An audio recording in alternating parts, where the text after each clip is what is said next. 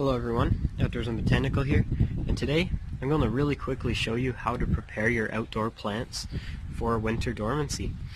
So things like Sarracenia purpurea, you don't have to do anything to, just put them in a garage or something. You don't have to prune them back or anything like that. Maybe just get rid of these things so they don't rot and keep the plant too wet. But other Sarracenias, you want to cut them right back. So this one's nice and close to the edge, so it's easy to demonstrate.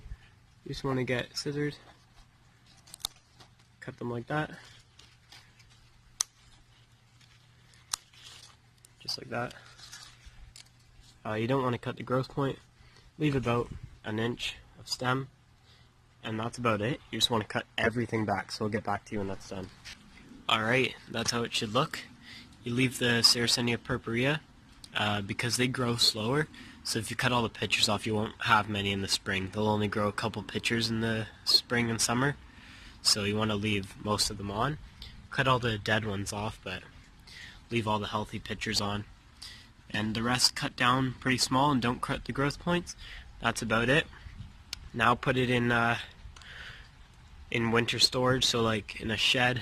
I'm going to put it back there in that shed back there. That way they don't freeze and thaw and freeze and thaw. They'll just stay cold.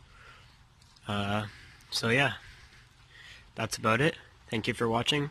If you have any questions or whatever, feel free to leave a comment. And as always, stay outdoors, be botanical, keep your hobbies, and I'll see you in the next video.